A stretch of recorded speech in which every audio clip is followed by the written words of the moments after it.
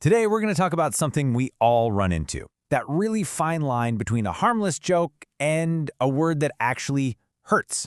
It's a line that says a lot about how we treat each other and, who we are as people. You've heard this a million times, right? Maybe you're out with friends or just scrolling through comments on social media. It's that classic line people use to kind of brush something off. But it actually opens up a huge question. I mean, really, at what point does that harmless fun stop being fun and start doing some real damage? That's what we're going to get into today. So to figure out where that line is, we first have to get a handle on the kind of harm we're talking about. The term for it is body shaming, and honestly, it happens way more often than we'd probably like to think. And what is it really? Well, it's actually super simple. It's making someone feel small because of the way they look. It could be about their body, their height, their skin, even the clothes they wear. If the point is to get a laugh at their expense, well, you've crossed the line. And this is the part we absolutely have to get. Your intention isn't some magic shield. You might just be thinking, oh, I'm just teasing. But for the person hearing it, those words can feel like arrows. They leave these invisible wounds that can totally wreck someone's confidence. Okay, so instead of just talking about ideas, let's look at a real story that shows how one person's decision can change everything. This is a story about what happens when you decide to stand up for someone instead of just standing by. All right, so meet Hardik. He's 24, he's working on a video project for school, a totally normal, everyday kind of situation. And he's got a team to get it done.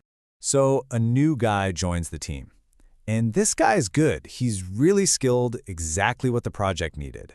But some of Hardik's friends, they just couldn't see past his appearance. They immediately zoomed in on his height and some marks on his face. And then they gave him a nickname. Not a fun, friendly one, a cruel one. One that was meant to turn him into a joke. They called him Cartoon. Just try to imagine how that would feel. You show up, you're ready to do great work, and you're just met with ridicule. And right there, that was Hardik's moment. He had a choice. He could have just stayed quiet, maybe laughed along so things didn't get awkward. But he didn't. He decided to actually be the change. He made a real choice not to just be a bystander. And he didn't just stay silent. He actually spoke up. And what he said was so powerful because it was so clear. He reminded his friends why their teammate was there in the first place, for his talent. And he pointed out the real, actual damage their jokes were doing to him. And the result? It was like flipping a switch. The second the bullying stopped, the new guy just blossomed. His confidence shot back up, he poured all that energy into the project, and he ended up doing incredible work. It just goes to show you, right? Respect isn't just a nice thing to have. It actually gets better results. Now, Hardik's story, that had a happy ending. But the truth is, body shaming can cause damage that lasts for years, even a lifetime. His story was about one person. Now let's zoom out and look at the serious, real-world harm this causes. And this stuff is no joke. We're not talking about just getting your feelings hurt for a second. These kinds of constant attacks can completely crush someone's self-confidence. It can lead to serious depression and anxiety. It can even trigger dangerous eating disorders. And on top of all that, it just pushes people apart and creates this bitterness that can last forever. So, knowing all that, what can you actually do? How can we all be a little more like Hardik? Well, this next part is a pretty practical guide. This chart breaks it down pretty clearly. If you're with friends and the jokes start to get mean, don't just laugh along. Be the person who just calmly says, hey, let's stop.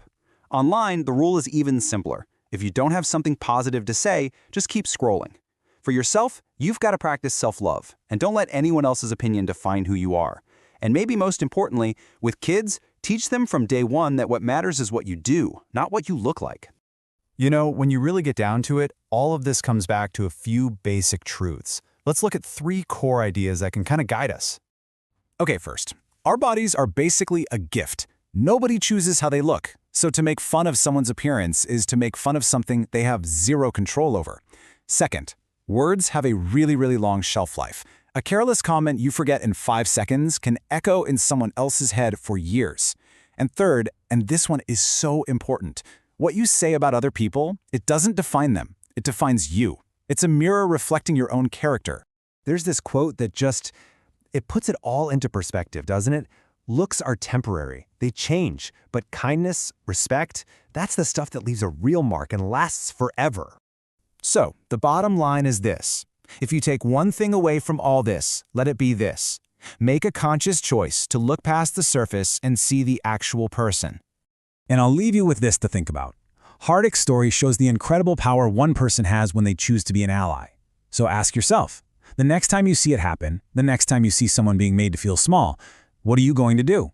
Are you going to be a bystander, or are you going to be the change? एक कदम विकसित भारत की ओर